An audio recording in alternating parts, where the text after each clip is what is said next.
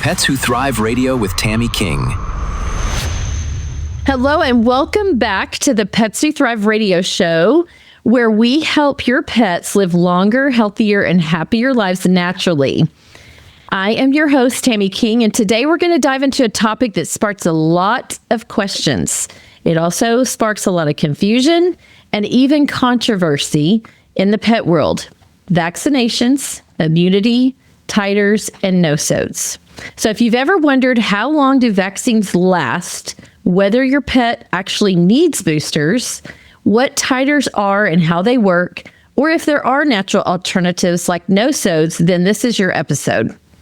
Joining us today is Dr. Todd Cooney. He's a holistic veterinarian with extensive experience in integrative medicine, homeopathy, and helping pet parents make informed decisions about your pet's long-term health. Dr. Cooney, welcome to the show. Thanks, Tammy. Thanks for having me. Glad to be here. Yeah, awesome. It's always great to have you. So if we could, let's start with immunity. Can you explain a little bit about what the immune system really is in dogs and cats? And I guess from even a holistic perspective. The immune system is, I think, one of the most important systems in the body. Everything's interconnected, just like it is in life, but in the body, everything's interconnected. But the immune system in our pets is similar to ours. Theirs starts to work as soon as they enter the world, as soon as they're born. The immune system starts to kick in and starts to develop immunity as it encounters things. And the job of the immune system is to protect the body, keep the body running well, to prevent infection, prevent outside threats like viruses, bacteria, parasites, things like that, gaining access and causing problems. It's a beautifully complex system that works very well all on its own. And for some reason, people have gotten the idea that vaccines make it work better. Right. And it just isn't true. Sure. The dirty little truth is vaccines get in the way of natural immunity. And this has been documented many times, and they don't help immunity. They help with a temporary type of immunity, but they don't really create long-lasting immunity. Natural immunity is the thing that does that. Natural immunity just means being naturally exposed to something and having a response to it and then being immune for life. Like most of us who grew up back in the day are to measles and mumps and chickenpox and those things. Sure. Because we went through it. We got immune to it. That may not be the best answer. But yeah. So, and that was going to be my next question is, how does natural immunity develop in our dogs and cats? Yeah, well, it's a good question. And almost in every case, it's going to develop, in a similar way in every animal. And just taking dogs as the example, because they're probably the most common pet besides cats. But, a dog will get immunity from the mother. They'll get some of it before they're born through the placenta, and then they'll get more of it through the milk as they're nursing. And mom's immunity, whatever she has, she passes that on to her puppies. And unless the pup has some sort of immune deficiency problem, which is really rare, but it can happen sometimes. Some pups don't get enough colostrum, which is that first milk that has really a lot of immunity in it. If they don't get that, or they just don't have a good immune system for whatever reason, that's really rare though. So most of them, they'll start developing their own immunity, and they'll have pretty good immunity by the time they're getting. Mom's immunity wears off at around 12 weeks most of the time on average. And so that's why they start puppy vaccines earlier than that, so they can fill that gap. But, with most research that's done on immunity, and there hasn't been a lot of it, surprisingly, but Dr. Ron Schultz did a little bit of it, or quite a bit of it. But, vaccines, well, he showed that most dogs had pretty good immunity by the time they were 6 months to a year old. And he even looked at unvaccinated dogs and found out that they had pretty good immunity to most things by the time they were a year old. So that shocks a lot of people to hear that, because they were under the impression that vaccines are the only way to create immunity. But yeah, there's other ways. So when you think about immunity and, a strong immune system, what are your thoughts on what role do diet, environment, all the things that we expose our cats and dogs to, what role does that play?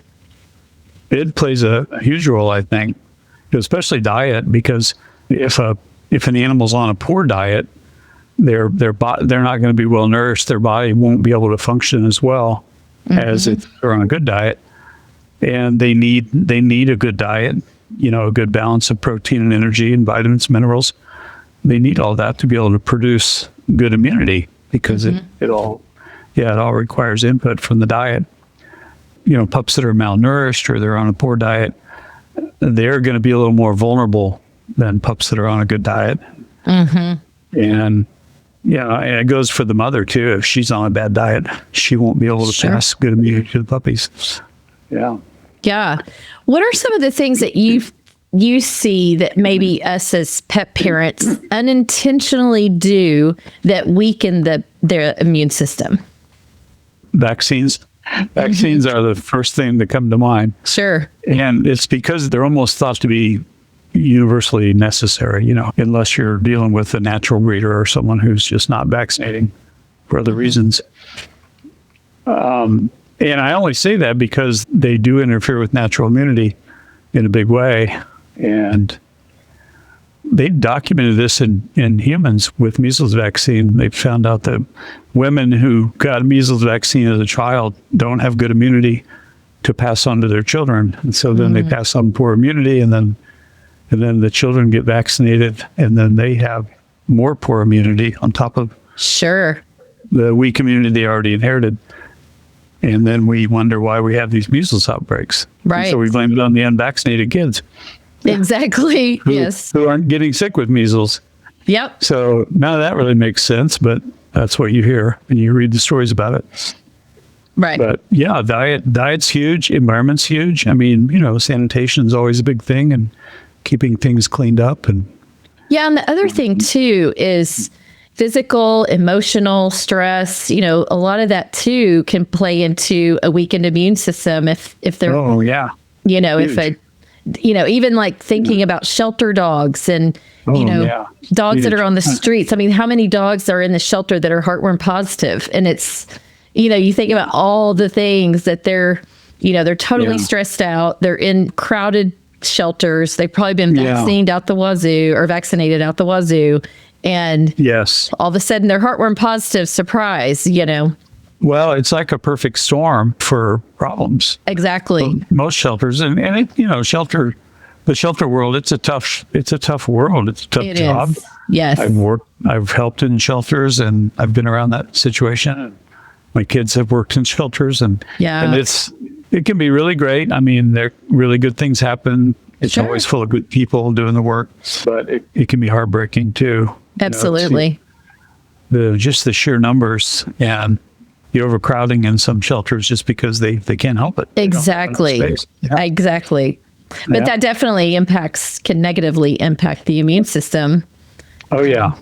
Yeah. And I've been trying for a long time to get shelters interested in homeopathy, but I haven't had any takers yet. I've had a few maybes that never got back to me, but I'm still waiting. I think if we could get our foot in the door with one decent sized shelter, and they could just do it for a year and just see the results. Yes. I think they'd be amazed. I think they would never look back, and they'd wonder why they didn't do it a lot sooner. Yes. Which is exactly my response when I started using homeopathy. Why didn't I do this 20 years ago? Of course.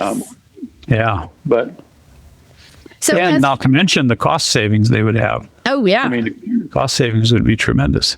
Of course, yes. There's whole specialties of shelter medicine now. I didn't mean to cut you off there, but no, it's all good. Vets can do a residency in shelter medicine now, but this shelter medicine. The sad part is they focus on vaccines and they focus on early spay and neuter, and those are both bad things for animals. Exactly. Unfortunately, but yeah. And to kind of get into vaccinations a little bit deeper, so can you give us maybe an idea of like once a pet is vaccinated, what is happening in their body? First of all, especially injectable vaccines, it's a very unnatural way of exposure. Animals are rarely exposed to something by having it injected into the bloodstream, which is what happens when you inject it. Because a lot of people don't realize, and I didn't even think about that either until we were taught this in homeopathy class. When you inject a vaccine under the skin, well, we're giving it under the skin. Yeah, but it goes right into the bloodstream. I mean, anything that gets injected on the skin gets absorbed by the capillaries and goes right into the bloodstream. Sure. Which is why you can give an animal a tranquilizer under the skin and they get sleepy because it gets absorbed and goes to work. So we're injecting this foreign stuff into the bloodstream. The body's it's really not equipped to deal with something like that. So it goes into hyperdrive and it overreacts and you end up with oversensitivity in an allergic type state. And some of the vaccines now, they do give orally. I know they give kennel cough by nasal or through oral sometimes. But we had the original kennel cough oral thing called a Nosos, which we can talk about later. But, yes. So the conventional people are recognizing the drawbacks with injectable vaccines, although the main thing they think about is injection site reactions, tumors. Exactly. Popping up. They don't think about the damage to the immune system, which is the biggest thing, really. Yeah. So it's an unnatural way. It's an unnatural way of exposure. Someone compared it to, if you think of the body as like a walled fortress, your immune system is the wall and it's protecting the body. And then someone parachutes right into the middle of the fortress and starts tearing things up. That's what a vaccine does. Exactly. It bypasses the body's defenses and it gets right into the works. Yeah. So it causes havoc really with the immune system. Yeah. And it doesn't take much. It can be that first puppy shot or it could be that first rabies vaccine. Exactly. So, yeah. Yeah.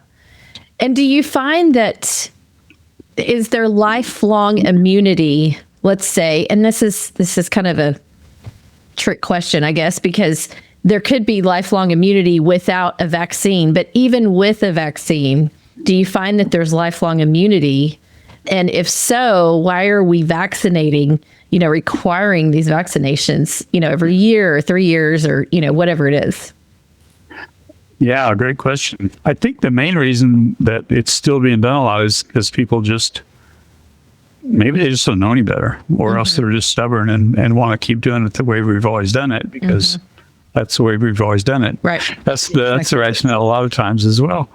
My dad did it this way, my grandpa did it this way, and we're going to do it this way.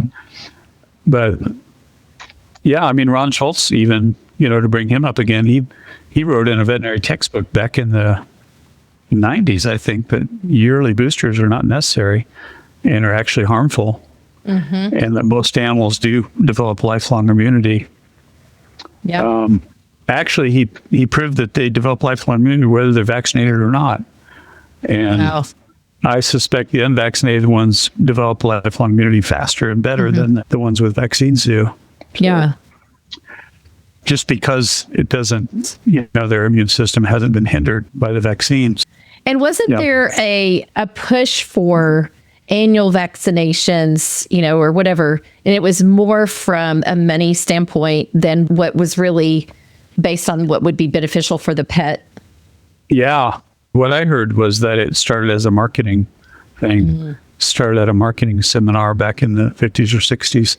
They came up with the idea of veterinary visits were declining and the veterinarians were worried that they weren't going to have enough business. So they decided to require or mandate yearly boosters, start sending out those yearly reminders. And then people just got into the habit of going in once a year and checking off that box. Right. I like going in and getting your oil changed. Only getting your oil changed is a much better idea than vaccinating. Exactly. That's actually helpful. Exactly. Yes. That's true maintenance. But they thought of it as a maintenance type thing, and they were following their vet's advice, and they were, and I'm sure the vets have had good intentions, not evil intentions, but they just didn't realize. I don't think they realized what was happening. Right. and still don't in a lot of cases. And I do think that's... oh, go ahead. Yeah. Well, I was just going to say in my 4 years of veterinary education, I had about 15 minutes of lecture on vaccines out of 4 years. Wow. And it was in a class one day, small animal medicine, and she put up a slide and said, well, here's the vaccine schedule. That's all you need to know. Just follow the insert. And wow. Have a nice day of class dismissed. And we were all like, woohoo, we get out early today. Oh, my goodness. Yeah. But that was the extent of it, really. So it was just something that everyone took for granted because everyone sitting in the classroom had worked in a vet clinic and had given vaccines themselves probably, or seen them being given. And of course. And it was just considered like a ho-hum, boring topic, and let's move on and talk about cancer or something more exciting. Right. Yeah, you just get this little schedule and follow it. You're good to go. Yeah, just follow the schedule. Don't ask questions. Don't read the insert too carefully because you might come across the part that says only vaccinate healthy animals. Exactly. And then you have to explain why you're vaccinating sick animals all the time, which is one of my biggest pet peeves. Oh, my gosh. Yes. Oh, man, it happens every day. Yes. I know. I just met with a couple that have an older dog, and she's almost blind and has some other chronic issues. And, they thought they were doing everything right and just recently got all of her vaccinations. And she's like 11 years old. And I'm like, oh, my goodness. I know. Well, it's... Well, those situations drive me nuts because it's the vet's fault, really. Yeah. It falls on the veterinarian to be the animal's best advocate, Yes. Because people taking care of the animal, they may mean well, but they may not know what's best. That's right. They're trusting the vet because they went to school. And they're he's the one with the white coat and the doctor's degree, and he should be looking out for their pet. Absolutely, yes. And they should know best. Yeah. And so as a pet parent, I'm going to follow the direction of this person that's an expert at this. It's the illusion that it's an expert. Yeah. And not, I'm sure there are smart people, but yeah, it's, vet school is hard. It's hard to get in. It's hard to get through it, but still there's a great deal of stubbornness, and I would even say arrogance, Sure. Pride and arrogance at not being willing to look at anything else other than their narrow vision of things. Sure. Yeah. So I can't even talk to the vets in my town about it. They won't even give me the time of day. Yeah. They probably think you're one of those kooks or something. Oh, yeah. Yeah. They've totally written me off. And that's okay. That's all right. Yeah. Yeah. Well, it's interesting about your, the vaccine, I guess, education, in quotes, that you received had nothing to do with immunology or anything of that nature. Yeah, really didn't. Well, we had a class on immunology. We had that in our second year, along with our basic pathology and parasites. Mm-hmm. So in immunology, we barely touched on vaccines, though. We just barely talked about it. The interesting thing is kind of ironic, but we talked about all the ways, different types of reactions of the immune system that constitute different types of, like anaphylaxis and cell-mediated immunity and those kind of things. And these are all things that the vaccines interfere with. Mm-hmm. It's all, everything we talked about is what the vaccine damages, but we didn't talk about that. And well, when I went to school, it was about 10 years before the Purdue vaccine study was published. And that was a really big deal. Okay. Well, it was a unique study. It had never really been done before. And it hasn't been done since then. And the guy who led the study kind of lost his job. Oh. It was supposed to be proven. I think it was funded by a vaccine company. So it was supposed to show how safe vaccines were. And instead it showed how damaging they really are. And that they cause autoimmunity 100% of the time. Yep. It wasn't even like a 50-50 chance. It was like every time it's going to cause autoimmunity. Isn't that crazy? And so he published it, and God bless him. And then he was gone after that. Wow. He moved on to another job. Yeah, I think he's retired now. I looked him up the other day. Yeah. Pretty sure he's retired, but that was a monumental study, though, that's still referred to all the time, and I didn't even know about it, and that's where I went to vet school. But I didn't know about that study until I took homeopathy training, and they said, "Oh, the Purdue vaccine study," and I said, "What? What are you talking about?" Yeah. Yeah, that's when I found out about it. Wow. Yeah. So, from a veterinarian's perspective yourself, what are some of the things that you see in animal and pets that are frequently vaccinated? Like when you see these dogs that, they've been vaccinated at all, and then subsequently, every year, trying to be good pet parents and taking care of them. Yeah. What are some of the things that you see in those animals? It'll typically follow a pattern. It'll start out at a young age as some sort of allergy symptom, either skin allergies, ear problems, food allergies, dietary, the classic dog with a sensitive stomach or the sensitive digestion, maybe other problems too, but those are the big ones. And then if they are lucky enough to have holistic treatment at that stage, a lot of times we can turn things around. We can reverse that, get them back on track, and have those symptoms improve naturally. But if they aren't in that situation and they're getting conventional treatment, a lot of times treatment's going to be geared to suppress those symptoms. So when you suppress the symptoms, you don't really deal with the underlying cause. And the underlying cause, it's like a little sneaky gremlin that'll go find something else to do. Sure. And it'll cause deeper damage. And so classic example in kids is the skin rash that's treated with ointment and suppressed, and then the kid gets asthma. And then they treat that, and then the kid starts having other problems. And in dogs, we see that as the suppression of skin stuff can lead to kidney and liver problems, can lead to other problems, or seizures. Seizures are real common after suppressing stuff like that. So it's a predictable thing, and we'll see dogs at different points on that spectrum, wherever they are. Right.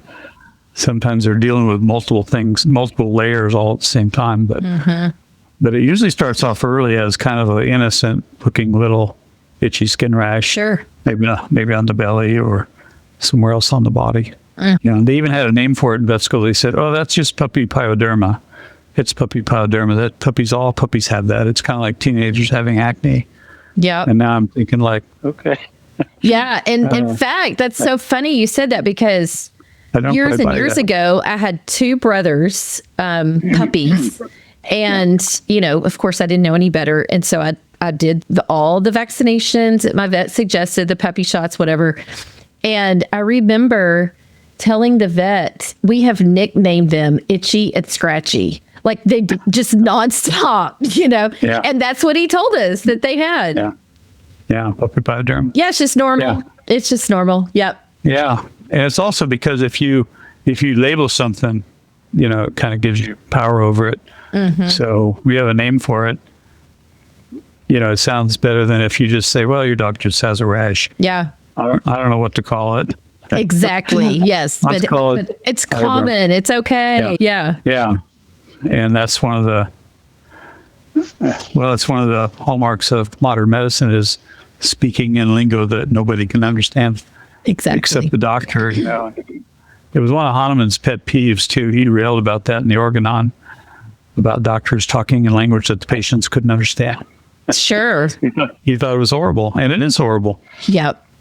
Yeah. So I'll see people like, well, I just along those lines, I'll see people a lot that are coming for a second opinion or a third opinion, and they have all the records from the other clinic. And did they go over this with you? Did they explain this to you? No one explained anything to us. Exactly. Yeah. I feel sorry for these poor people. They're just bewildered. I know. That's where it really breaks my heart is when you see these pet parents, they love their pets so much and they would do anything for them to live longer and happier and healthier. And they just are being advised. It's unfortunate because they're not getting true natural health support. And so, and they don't know anything else, they don't know to look for another route. They don't know what they don't know. That's right. Yes. It's just like the vets themselves, the vets don't know what they don't know. That's right. That's right. And they don't even know that they don't know it. Yeah. Exactly. We could go on and on with that statement. They don't know what it is that they don't know. That's right. They don't know what they're missing. That's right. Anyway. That's right. Anyway. Well, so if we could maybe segue into titer tests, and if you could maybe tell us a little bit about what are titers, and how are they and what's the means of measuring them? Yeah, titers are almost always measured through blood samples, as far as I know. And the reason it's called a titer is because they measure antibodies in the blood. So like if you go in and say you're going to have your dog's a common one is getting the titer checked for distemper and parvo. Mm-hmm. Those are two easy ones that are routinely done quite a bit now. And a lot of clinics now have these counter tests like they do for heartworm, where they can do a quick in-clinic test that gives a titer result. Most time it's sent off to a lab. And so what the lab does is they take the blood sample and then they test it against whatever virus, and they dilute the sample more and more. And so they'll do a 1-to-4 and a 1-to-8 and a 1-to-16, 1-to-32 dilution. And then the higher the dilution that still reacts to the virus, the higher the titer. And so they say, well, your dog has a high titer, so he's protected. Or your dog has a low titer, he's not protected. And so they measure by dilution. Usually that's most commonly, I think. But and titers are going to be used more. I think they're being used more and more already, but I think they're going to be used more and more probably in the next 10 years or so, because more and more people are just refusing to vaccinate. And the veterinary profession is feeling the heat of that, to the point that they talk about it now at national veterinary meetings. Well, I think COVID really woke a lot of people up. Yeah, and COVID definitely woke people up to this whole fallacy idea of vaccines. And a lot of people I talked to on consults, that's when their eyes were open, was during COVID. They were like, what is going on?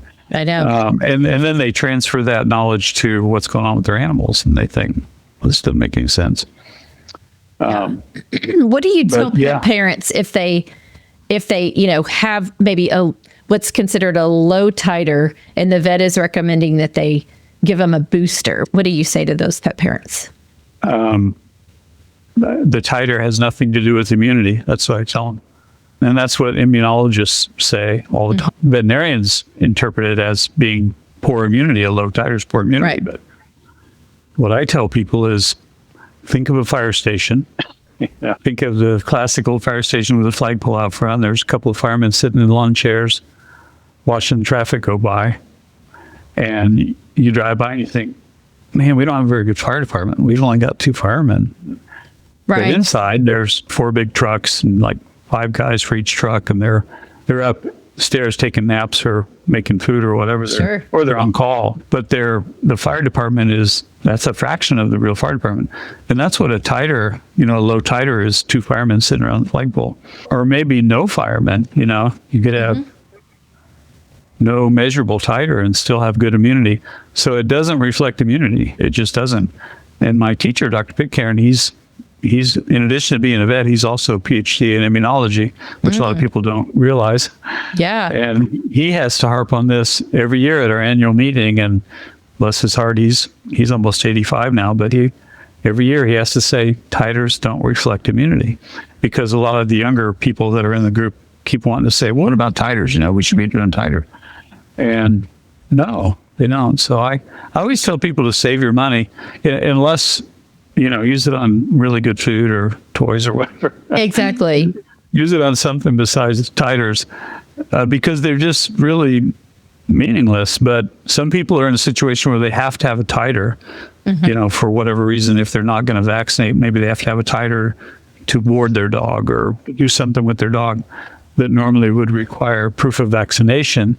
and now they will accept a titer instead of a vaccine. Right. I could see that that's really starting to happen more and more. So people are probably going to have to deal with that. But just keep in mind, though, that if you have the option, I wouldn't waste the money, because if my animal came back with a low titer, I'm still not going to give a booster. So what does it matter? Yeah. I'm still just going to support them with good diet and treating things in an appropriate way, which is usually with homeopathy, the way I do it, but, supporting their immune system. What do you say to those people that maybe they back up to a really, wooded area that has a lot of wildlife, and they're like, oh, I'm just so afraid that my dogs are going to get rabies or lepto, or, what I mean? What are some of the things that you say to them? Well, I say, if you're really afraid of it, I would be using Nosos, which we haven't really touched on yet, but right. But Nosos are homeopathic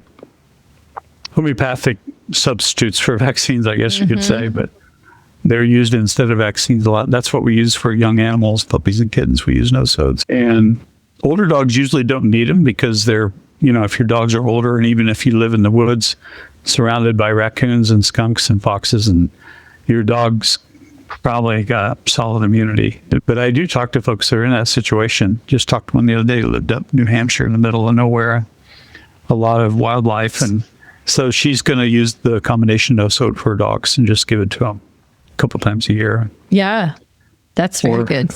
Or more if she gets nervous, if she sees a sick raccoon in the yard, give them another dose. Exactly. Yeah, but, chances are their immunity is probably fine. And fear, when you said afraid, that's the key word, fear. Yeah. Fear. Fear drives a lot of people to do things they might regret later, or they might have second thoughts of it later. Yeah, like fear sells. It's the same thing with the Apoquel and the Cytopoint, and those things that people feel like this is our only way to get some relief, but then a year from then or 6 months from then, all of a sudden the dog has a cancer diagnosis, and it's no connection. Of course, exactly. Yeah. Although, there's a big connection. Of course. Okay, so back to what you were saying about if, someone wanted a titer, but you're saying don't waste your money because it's not going to reflect immunity. So is there another way to, I guess, know that your dog has immunity? Or do you just say, what, my dog's 3 years old and, and that's the trick. It's kind of a bad thing that there is no real good way to know. Sure. I mean, unfortunately, and it sounds funny to hear that or to say that, in this day and age when we have all this science and all this knowledge, there's no sure way to know, Sure.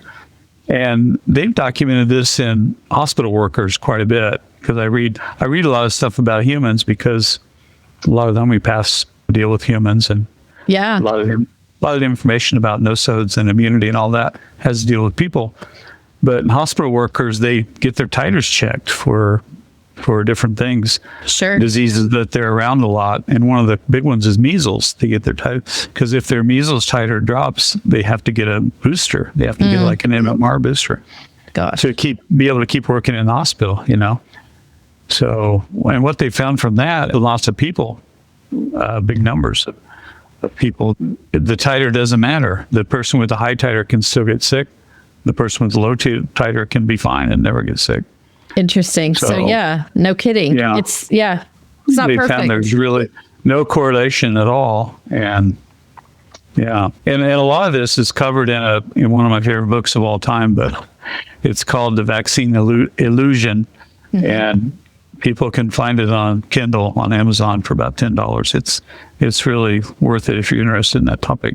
Sure. But the lady lays it out in real simple language. It's about 10 short chapters, but she's a PhD immunologist whose name I have trouble pronouncing. It's like Tetiana Obukanich or something like that. Okay. I can see where that would be a little. She's an amazing person though, and she has a YouTube channel, and but she's got some amazing information in that little short book that I haven't found anywhere else, and I've dug in a lot of places. Well, and I think it, kind of like thinking about, okay, how do I know that I'm immune or my dog's immune or my cat's immune. And I think we go back to, just something that pops in my head, using the laws of nature. If you build a foundation for, a good, strong immune system by feeding them a species appropriate diet, taking away all of those herbicides, pesticides, some of those things that are just ruining the immune system, take away the vaccinations, give them fresh water, some of those things that really build the immune system. Right. The more that, you can feel confident, that they're, and also, I remember I think you've said before, don't just let, diarrhea or something like that say that, your dog is sick. Look at the symptoms of everything else. You know what I mean? Yeah. Look at the because, big picture. Yeah. Exactly. Yeah. And so you've got this dog that you don't know is, 100% immune to everything or whatever. But at the same time, they are thriving, so you can feel, I guess, wow, okay. They're able to handle a lot of things in their environment because of that. Yeah. Well, and things like diarrhea, it's a real common way for dogs to kind of get stuff out of the body, Yeah. Anything that's threatening their balance, that's one of the ways they're going to push it out. Exactly. Turn on the old fire hose and flush it on through. It's unpleasant for us. Exactly. Having to deal with it. But, trying to walk out the door to work and, there it is. Yeah. Well, even with our own bodies, I mean, everybody knows how that is. If you go to a restaurant or something and have someone didn't agree with you, that's how your body's going to deal with it. That's right. And it doesn't mean you need to rush into the ER and get all kinds of drugs. You just support your body through that process, let it finish what it's doing. Exactly. Because it's very smart in what it's trying to do. Yeah. So and that's been a hard thing for me, when I converted over to homeopathy, was just kind of letting nature take its course a lot of times and sitting back and, giving homeopathy, but letting it happen, let the healing happen. I wasn't used to seeing that. I was used to blocking symptoms and giving something to make that symptom stop and stop quick. Exactly. That's what people wanted, was make it go away, make it stop. That's right. And, so modern medicine is way too good at that. Unfortunately, it's really good at suppressing symptoms. Exactly. And then, then the disease comes out in another way. So if we could maybe talk a little bit about nosodes. What are nosodes and how are they different from vaccinations? Yes, they're very different. I don't like it when people call them homeopathic vaccinations. Just because they're totally different. Well, first of all, they're all really type of homeopathic medicine. They're made the same way that other homeopathic medicines are made, which is through a series of dilution and succussion or shaking, vigorous shaking. A lot of it's done by machine anymore. In the old days, the homeopaths did it by hand. Pounding the vial on a book 100 times. Wow. Must have been really tedious, No I can't imagine. But nosodes, it comes from the Greek word nosos, which just means disease. And nosodes are all made from the products of disease. And so when you think of diseases and what is a product of disease, well, you name it. Parvo's a good example. Think of Parvo. What do we get with Parvo? Vomiting and diarrhea, lots of it. Nasty stuff. So they take the vomiting and diarrhea, and I think they even take the blood of the animal too, and they blend it together, create a nosode. They create a remedy out of it. So by the time it's prepared through the dilution and shaking, it's not contagious anymore. It can't make your dog sick, but it has the essence of the disease, as the dog that they collected it from, or puppy probably, was experiencing all the symptoms, all the common symptoms. So they take that and they create, it contains the essence of the disease in an energetic form. There's nothing really material in it because it's so diluted. At least the potency that I use, because I use, most people use at least 30C potency. I use 200C most of the time. So it's been so diluted that there's no molecules of anything left. There's no molecules of poop or vomit or blood or anything left behind. Just the energetic signature of the Parvo, which sounds really bizarre. I mean, I know. If I stood up and said that, in a meeting, people would laugh at me unless I was at a homeopathy meeting. Right. And that's one of the reasons homeopathy is so hard for people to accept that have a conventional mind, because they can't even accept the idea that there's an energetic force working, in the body. But it's really what we call it the life force. That's what's running everything. It's running the body. And so when the life force sees something as a threat or feels threatened, it reacts. It responds in a defensive way. And that defensive way is what the symptoms are. We get the symptoms of the response. So nosodes are really interesting, I think, because and some homeopaths think maybe they're not totally necessary. Quite a few of my veterinary homeopath friends don't really use nosodes that much. But a lot of them aren't really in a practice like I am. So I'm in a practice where I see a lot of young animals and people coming in. And early on, I realized I needed to do something. If I was going to stop vaccinating, I couldn't just say, here, good luck. Exactly. Here's some vitamins. Here's a good diet. Right. Let's hope for the best. So I started using nosodes because I thought, well, this is a reasonable way to try to help with the immune system in a way that won't be harmful. And a lot of my friends told me it was going to work. I had a lot of faith in people older than me, including Dr. Pitcairn and Will Falconer and people like that who had used them for a long time. And so I just dove into it in full faith that it was going to work. And it did. It does. Yeah. So, well, I have a dog that's proof that it works because he was a puppy. He was 8 weeks old when I got him, and I immediately contacted you, and you sent me the nosodes with the instructions and all of that. And that's what I followed with this Parvo and distemper. And of course, he never got sick, and he's super healthy now. We didn't do the vaccines and, all that. So, yeah. Yeah. And that's how it goes most of the time. We do. It doesn't mean they're never going to get sick. They still might get sick. And I'm sure he probably came in contact with Parvo or distemper or probably who knows what, and probably just silently build an immune response. And you didn't see much of a hiccup, much of a disturbance from him. And some pups, though, aren't as lucky, and they do get sick. And we had one a year ago that got sick after he was a year old. And then I found out that once he turned 6 months, because we tell them to do the nosode until they're 6 months old, and then they don't need to do it anymore. So, like on his 6-month birthday, she started taking him to the dog park every day. We can do a real busy dog park, and but she did that for like 6 months, and then in the spring he got sick and he ended up with Parvo. But he was over a year old, and it just didn't even hardly faze him. She brought him up to the clinic, and we just gave him some remedies, and he was better in about 2 days. Went back home. Well, and if he had been vaccinated for Parvo, his chances of recovering would have been a lot lower. Yeah, chances really go down. That's one of the things we always ask someone if they bring in a pup and it has Parvo, has the pup been vaccinated, because it's a good indicator. What can we expect? Can we expect this pup to do well or not? Yeah. Yeah. So if they haven't vaccinated, we always warn them that he might not make it. There's a good chance he might not make it. Because when we looked early on, one of the things I did was compare vaccinated and unvaccinated pups, and about 75%, 40% of the vaccinated pups still got Parvo, and 75% of them didn't make it. Wow. 75% death rate. Compared to our puppies that get nosodes, 100% survival. Wow. Especially if they've never had any vaccines. If they've had at least one vaccine, the survival is not quite 100%, but it's pretty close. So it makes a big difference. And, absolutely.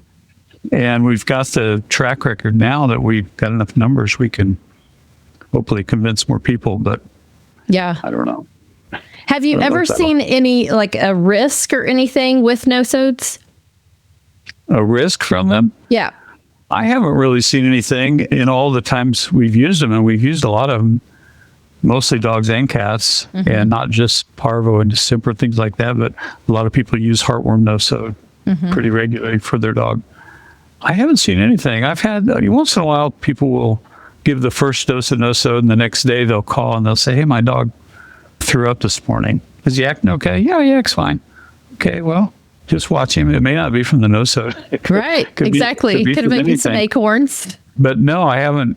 Some homeopathic vets argue that Nosos can cause latent chronic disease to become active. It can activate latent chronic disease. And I don't know where that idea comes from, honestly, but I haven't really seen that to be a big deal. Some remedies will do that. I mean, sulfur's a good example. Yeah. If you want to stir things up, try sulfur. Yeah. Because sometimes it will cause latent chronic problems to come to the surface, which to me is a good thing because that's where you want them. You want them to come out where you can see them. Exactly. Instead of hiding deep in the body, causing trouble that you can't see. That's right. So, yeah, make yourself known. Yeah. So that is definitely something that people can learn more about, or nosodes, but also feel confident that they're still getting some, I guess, prevention from that without having to get the jab. Yeah, that's a good point. Yeah, it's definitely the best way of supporting the pups' their immune system development. That's the best way I can put it, because their immune system is going to develop and mature no matter what you do. Yep. It's gonna have a harder time if you vaccinate. It's still going to try to mature and develop natural immunity. It's just going to maybe take longer and maybe be a bumpier road than if you don't vaccinate. And if you use nosodes, it's just going to smooth the path. It's just going to help them do it in probably a quicker, more efficient way. Right. Without worrying about causing autoimmunity and, immune damage, which is a really big problem with vaccines. Of course. Yeah. Yeah. So how do you respond to some of the skepticism, I guess, from conventional veterinarians? Well, I really don't too much anymore. I mean, Yeah. a few years ago, there was a guy who called himself skeptical vet, and he had a column in one of the veterinary magazines. I don't know, DVM magazine or something, and he said something derogatory about nosodes one time. So I wrote back, and they published my letter after they published his, and then they republished his response to me, but we never really actually spoke to each other. We just had a little dueling of words. Sure. But I think I pointed out a lot of things to him that he was unaware of. Good. For sure. And hopefully a lot of other people saw it too. So that was in more of a mainstream vet trade magazine. But probably a lot of people see it. Maybe not that many. I don't know. But Sure. I usually read it. But yeah, as far as responding to other people, it's like crickets. It's like no one is even interested. I can't get people interested. I tried to talk to my local veterinary group here. We have a chapter of our state association that is broken up into chapters, and our chapter covers about 6 counties, and we get together for meetings and have speakers, and I've said, hey, I'd love to talk about homeopathy at one of these meetings. Oh, he said, no, I just don't think we're interested in hearing about that. Yeah, okay. Oh gosh, yeah, I know. So unfortunate. They were sure interested in reporting me to the state board when I first started. Oh, there you go. Thank you. They wanted to. They threatened to do it because they found when I opened up this clinic in 2012, they found out I wasn't planning to vaccinate. Yeah. Except for rabies. Rabies is the only thing we vaccinate for. They had a fit. They said, you're gonna cause a big outbreak of disease in the community because you're not going to vaccinate all these animals. It's the same argument we hear about unvaccinated children. Of course. You can't turn these unvaccinated kids loose. They're just going to make everybody sick. Yes. It's the same thing. Yep. And I said, well, let's just wait and see what happens. And they didn't settle down for a while. It was about a year where I kept getting little nasty notes here and there and nasty comments on social media. But most of those guys have retired since then. I'm like the oldest vet in town now, almost.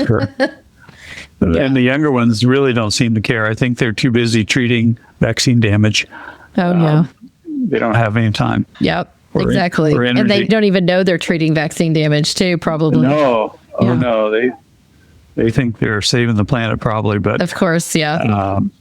yeah, so it's tragic. I think it's kind of tragic that there's not more open-mindedness about it. I know. Especially because, I mean, there's proof, there's proof that you see a response from homeopathy and Nosos. And so it's unfortunate. But if you Yeah. if you have a pet parent who is trying to decide on what to do, how would you steer them when it comes to vaccines and titers and Nosos? What would just kind of sum that up? What would you say to them? I mean, pretty much the things we've covered, but in a nutshell, because it happens a lot. We have people come in, first time walking into the clinic, don't know anything about us, about me. They just heard that we don't vaccinate much, and they like that. That's what they want, but they're nervous about not vaccinating. Sure. Right? I mean, that's a typical scenario.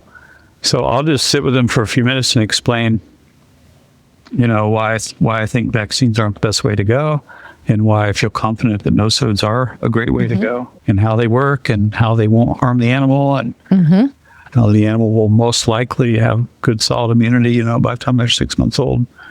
And that's usually about all it takes, just a little bit of reassurance.